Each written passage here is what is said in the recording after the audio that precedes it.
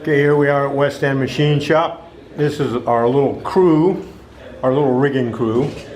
We have Mike from Britannic Motorcycles and my good friend Russ Darrow. And we have come to fetch the planer. And this is what it looks like.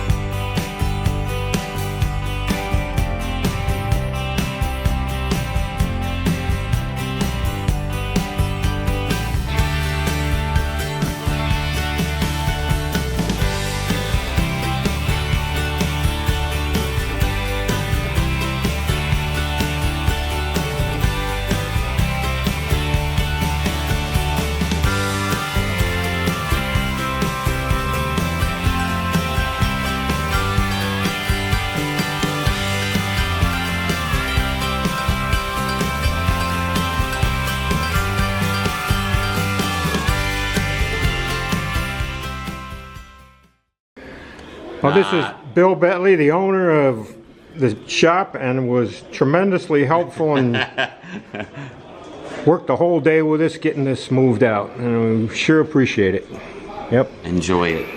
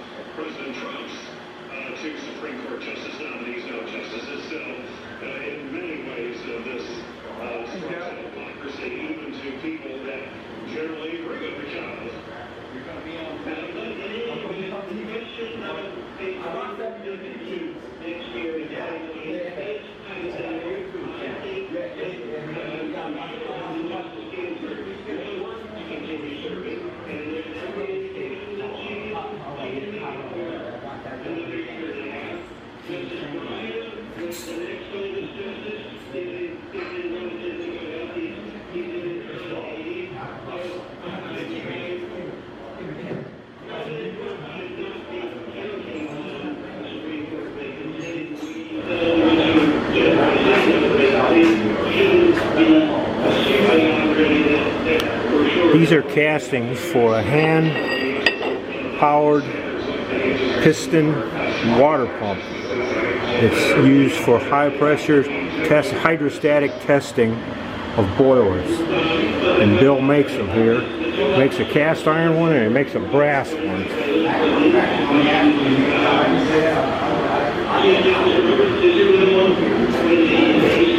Among a lot of other contracted stuff. I just went 2 weeks and came here 2 weeks, and another guy, and I went back to school, another guy was coming 2 weeks ago. They had Hi, I'm Dave. David, Stephen, you know, I seen you on YouTube there. Did you? Yes, yeah. Well, that's really great. I gotta give him an interview, Dave.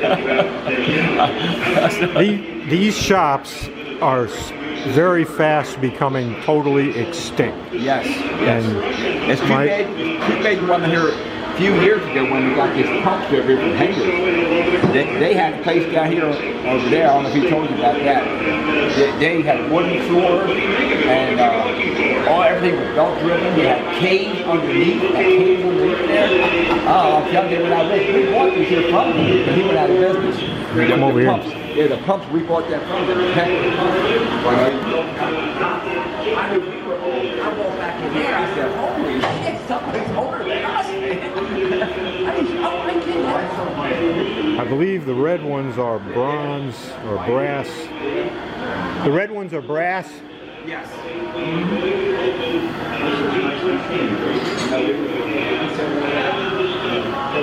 I have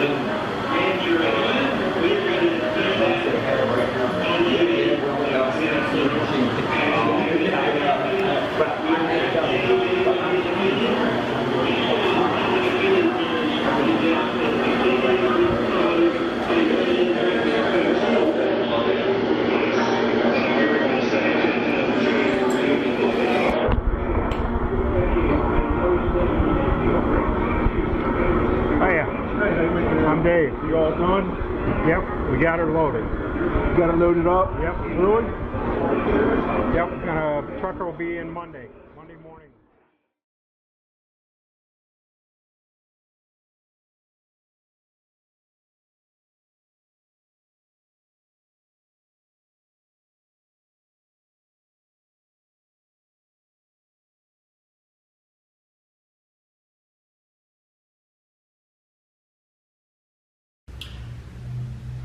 Well, here it sits in its new home, pretty much in the position I think it's going to end up. It was quite a trip. It came out totally unscathed. There's not a mark on it.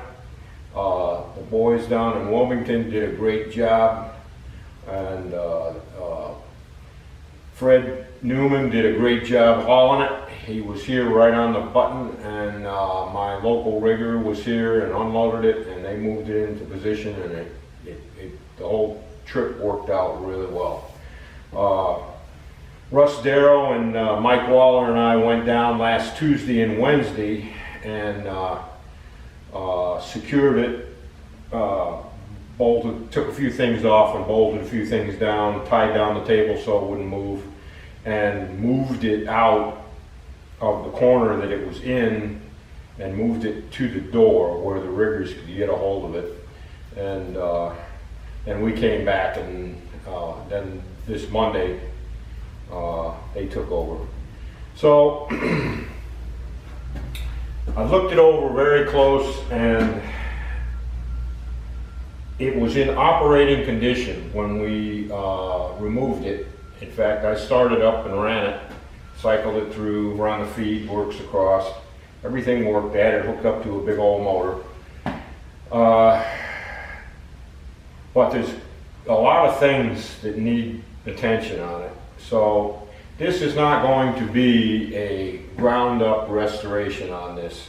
I'm going to clean it up, and when I get it belted up, or even before that, I'm going to repair or change quite a few things on it to get it right. And as I use it, these things will probably become apparent. It appears to have a lot of use, a lot of wear, but no damage and no abuse. As you can see, the table hardly has a mark on it. So whoever ran it really knew what they were doing. There's a few things missing on it, and I suspect as life went on for it and things broke, they just got tossed in the corner, and you know, whatever the problem was got wired up or whatever. It's like any piece of shop equipment through its useful life. So what I'm going to do is walk around and show you a few features. Now, I haven't done anything to it. I haven't cleaned it up, I haven't wiped it off, I haven't done anything. I'll show you a few features about planers in general, and a few unique things about this planer as we go along.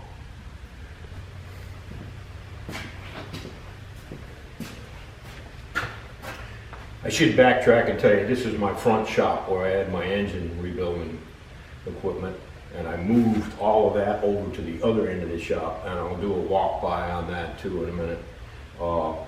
So this has been completely cleaned out, and I've got the shaper moved over here, and I think the planer works really well here. It's actually not oriented the right way around to make it convenient for loading heavy things from the door, but in this position I'll be able to videotape and photograph it better from this side, and the operator works from this side, so we'll get along. As you can see from the photos and before I took it down, there's a counter shaft, a short counter shaft that has to run from the ceiling down to the drive pulley. The shift mechanism is a really beautiful thing to watch, and the way it works is you have two belts. One is crossed, one is straight. The crossed one is the drive, and would be in this direction that makes the cut. The open belt is the return that runs the carriage back, or the carriage, I keep thinking sawmill. It runs the table back, and there's the two idler pulleys are on the outside. So I can shift this manually, this lever here. When the table runs all the way back and trips a dog on the end of the table, which is adjustable for your positioning of your travel, it shifts the belt over, and say for instance, the drive belt is on the tight pulley in the middle, and the reverse belt is on its idler. And when you get to the end of the cut, this dog over here trips it this way, and it pulls that belt off onto the idler and pulls the other belt off into the tight pulley, and it runs in the other direction. This friction feed setup is a little hard to explain without it running so you can see what it's doing. But in theory, it has a brake hub on the inside that provides friction against this outer part that moves back and forth. And that brake hub is geared to the table drive, so that whenever the table is moving, this inside brake drum, or whatever you want to call it, is turning.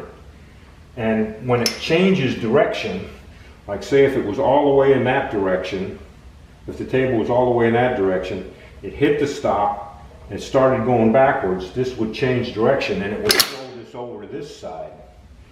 And it just sits there with the friction holding it against this pin. And when it gets to the other side and the table starts moving back this way, it flips over to that side. That's all it is. And almost all the older planers worked that way. They all had a little different arrangement here of accomplishing the same thing. But when this thing trips over, you can see it moves this rod up and down. And that can be adjusted here. You loosen this and you run this thing in and out, and it changes the stroke on the cranking. So it would change the amount that this rack goes up and down each time. And that's what changes the amount of feed.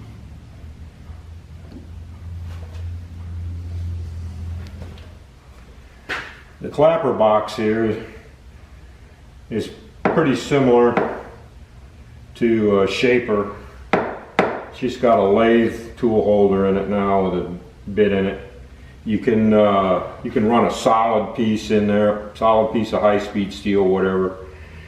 This is kind of clunky. I suspect they wanted to weight it so that it was more positive to come down. I don't know. Or it could be they just threw all these washers on there to take up the slack because this tool holder was narrower in width than what they usually run on there. But it's adjustable this way. You can throw the pivot over one way or the other, just like a shaper, so that when the tool lifts, it lifts out away from the cut. And it also has a compound swivel where you can cut angles.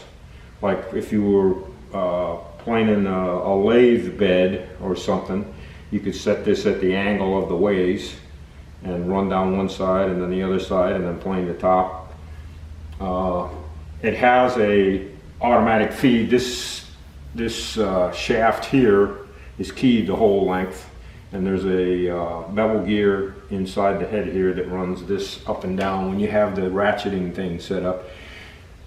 These wooden blocks were put in here probably years and years ago by an operator who was getting a little frustrated because these two shafts have to have a little drag on them so that they'll hold still when the ratchet comes around to grab the next tooth. Otherwise they just kind of go back and forth. They don't feed. So they kind of whittled something and jammed them in there to make it work.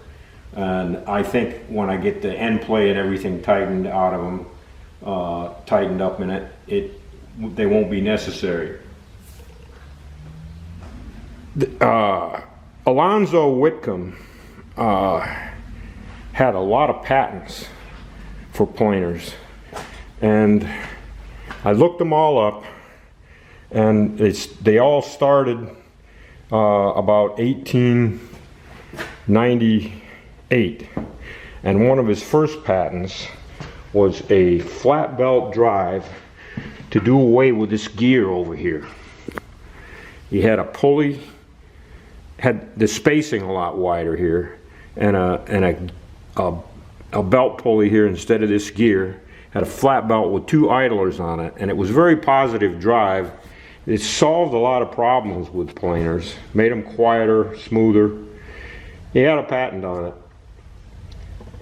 That patent, or that feature I should say, and all of the other features that he had patented do not appear on this lathe, so I mean on this planer.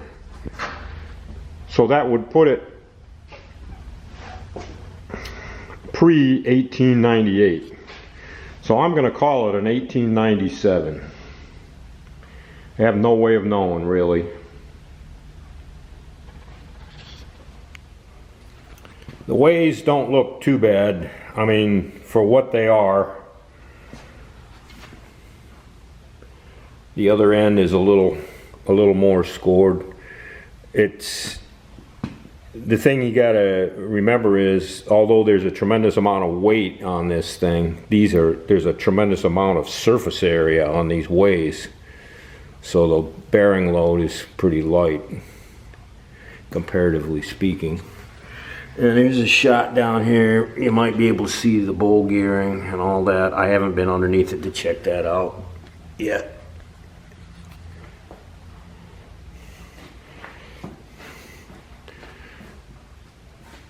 So you can see where it's at. There's the old shop and the steam engine through the door.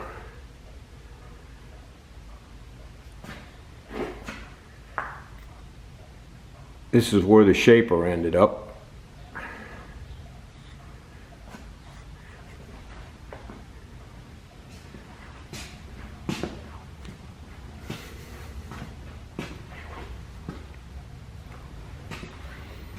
This is the cylinder head resurfacing machine. It's actually a big fly cutter for doing aluminum heads, and then it also has some it has a grinding stone under there. There's segmented stones. There's 10 of them. I've got the fly cutter in it now because I just did an aluminum head.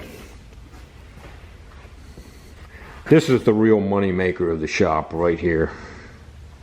I wish it was a little bigger, but it's what I got. The cutter grinders over there and my other grinders. I moved the honing cabinet over here against this wall.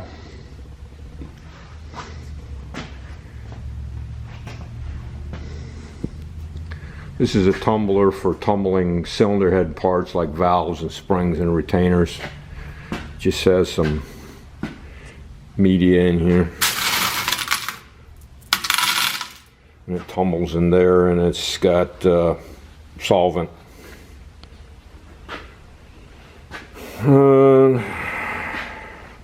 There's a 2.5 Dodge head cleaned up. Was pretty much ready to go, but I discovered a bunch of cracks in it.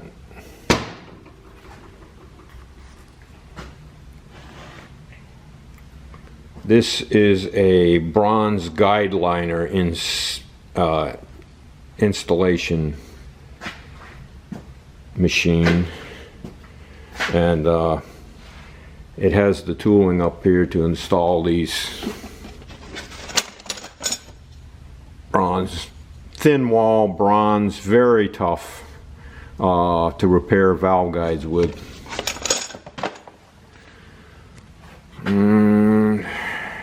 This is the assembly bench. There's some 302 Ford heads I've been working on. And to helicoil that hole. Stud could not get the stud out of it, or a bolt. They've been resurfaced on the grinder. These heads have been ground, or these seats have been ground.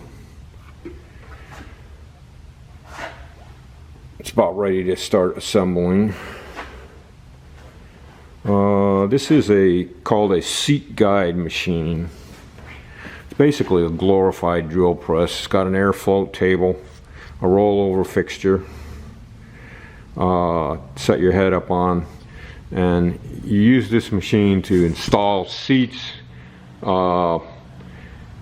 make bore holes for guides if you use the big cast iron slugs, and anything else you need to do with the cylinder head you can do in this. It's got a variable speed, sort of like a Bridgeport, although I hate to use the name Bridgeport in the same sentence with Quickway.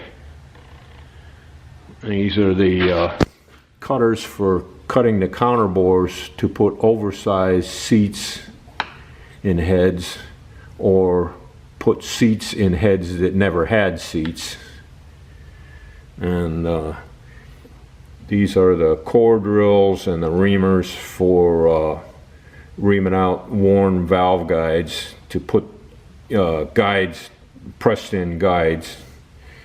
These are the cutters for they pilot in the valve guide and they cut the outside of the valve guide for modern positive type stem seals. This is a Farmall M head that I'm doing for a customer that is an antique puller in the stock class, but he wants to mill the head a little bit. I'm going to take 1/4 of an inch off it, and let's do just a port cleanup on it.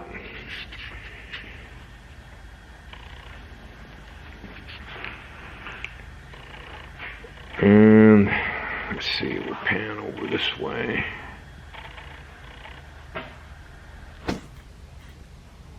This is the other side of the room.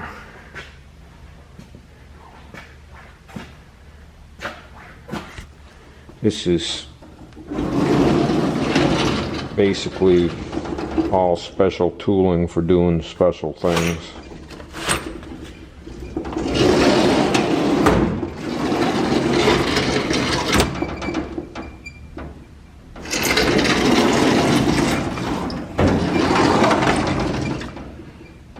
Seat grinding wheels.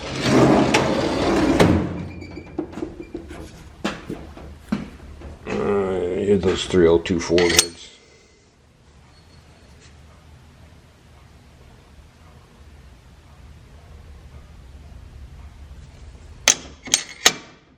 Valves for the 302 Ford. This is a Quickway FL boring bar. I've had this bar for 40 years. It's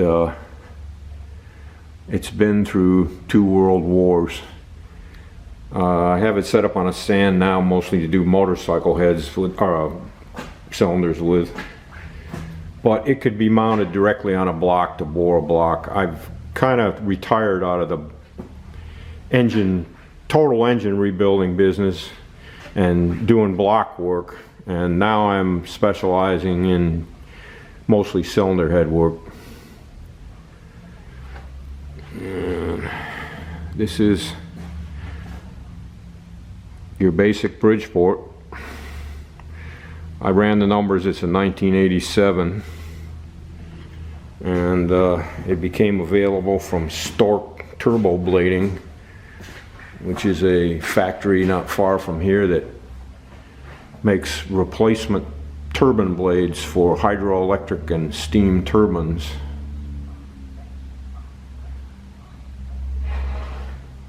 This is the cleaning area of the shop.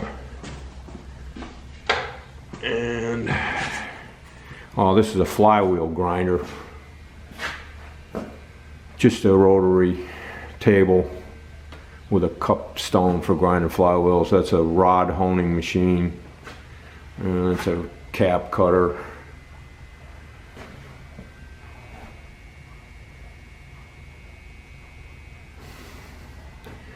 Over here we got the bake oven, which you've seen before in some of my other videos where I've heated cylinders up in order to drop the sleeves in. It's gas fired, and that would bake stripped cast iron heads and blocks at 670 degrees for about an hour and a half to burn all the grease and paint and crap and corruption out of them. And that goes into this machine, which is a steel shot airless shot blaster, and it's basically just a big cabinet. It has a big old propeller wheel down in the bottom. I don't know if you can see it, and it blows steel shot. It, you know, really fine stuff. It looks like, it almost looks like sand. And this whole rotisserie slowly rotates. You can put 4 cylinder heads or 1 block in here, and that runs for about 8 minutes. And when it comes out of there, it looks like a new casting. And then it goes into the spray washer here. This is basically just a glorified dishwasher. It's got 40 gallons of water and soap in the bottom, and it's got a rotating table, and there are spray nozzles up one side, over the top, and down the other side, and there's some in the bottom that spray up this way. That whole thing rotates slowly. While it's supposed to be 90 psi, I don't know how many gallons per minute it is, but it's got a huge pump over here, and that water is heated to about 140, 150 degrees in order to make it really work good. And here's the deal is, there is a, I don't know how many watts it is. It's probably 3,000 watt heating element down in the bottom to heat the water up. Well, it takes a tremendous amount of electricity, and it takes about 3 hours for it to heat. So I ran my steam line from the boiler through the wall out here and down through this line, and there is a 1-inch pipe that runs the length of the tank and back twice, and then it comes out here through this valve and runs outside into a hot well. And when I have steam up in the boiler, I can boil that water in there in about 7 minutes. So it's like free heat for nothing. Oh, another little side note is the shot blaster has a 10 horse 3-phase motor to run it. It takes a lot of power to run this thing. In fact,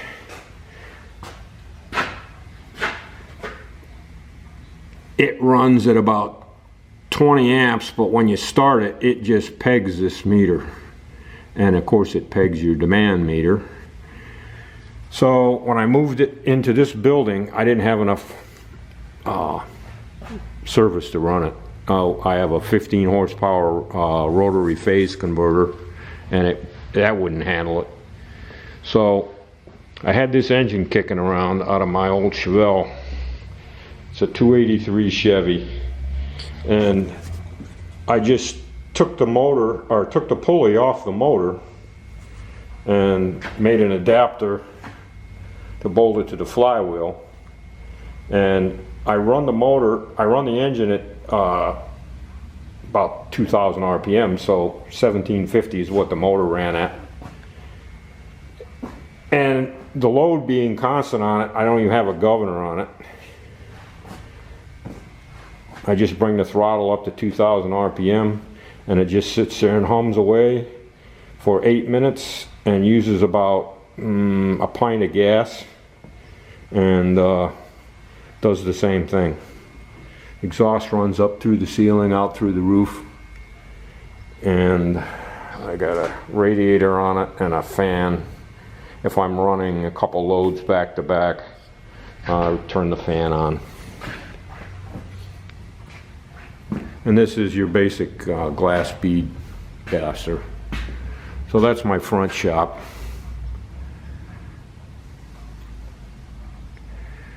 Planer looks pretty good sitting there, doesn't it?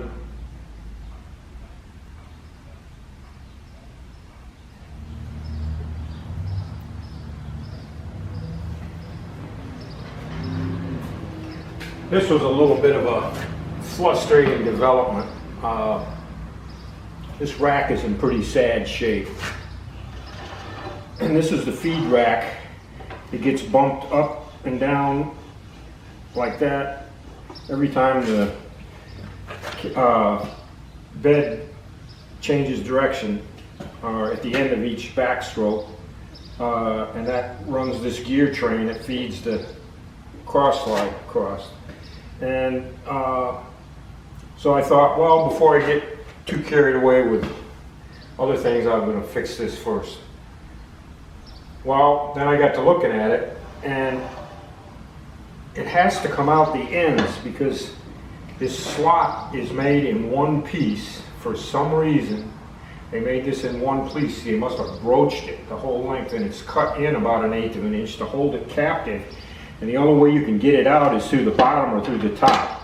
And I can't get it through the bottom unless I jack the thing up about 1.5 feet.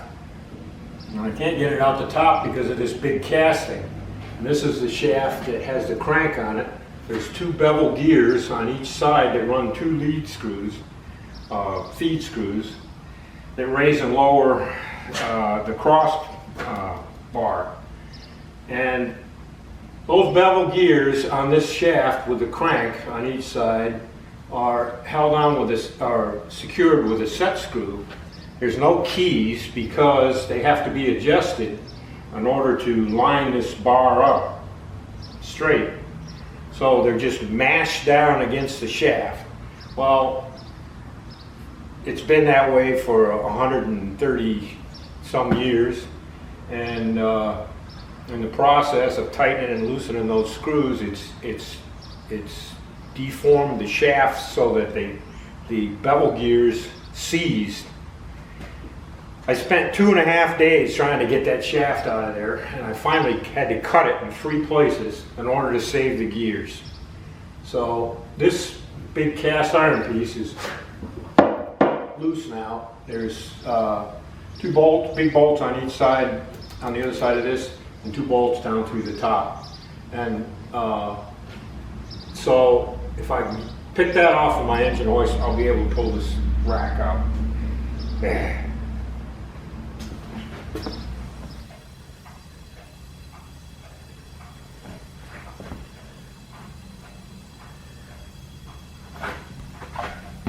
It's really made pretty nice. I don't know if this video does it justice, but this gear I think was 60 bucks. And the rack, which is made out of, I think it's 1085 instead of cast iron like most racks are. This particular one is a 10 pitch, which you can figure out if you're replacing like a rack on a lathe carriage. This is a good way to do it. And I got this one oversized. It's got to have about 1/8 of an inch off of here and probably 1/4 of an inch off of here. So you can make them fit.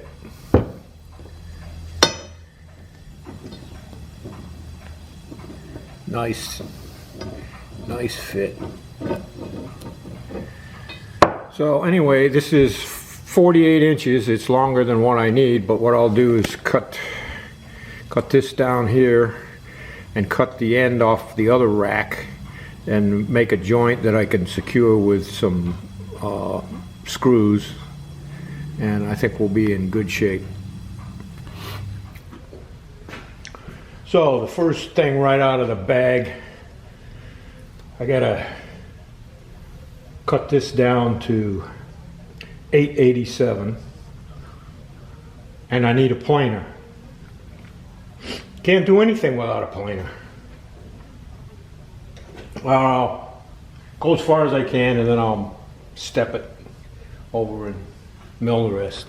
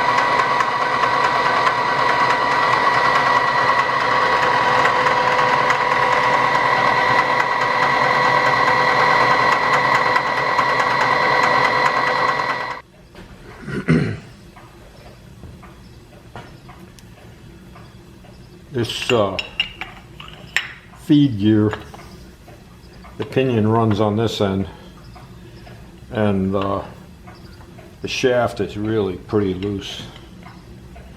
So I figured now would be the time to do something with it.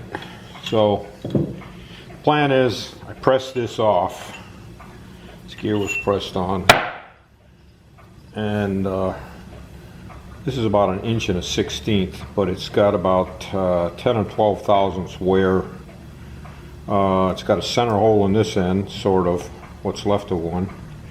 And I'm going to chuck it up in the lathe, take just enough off of here to make it round and straight. Then I'm going to bore the housings and put a thin wall bronze bushing in there. This hole here was for a spring that pushed the collar.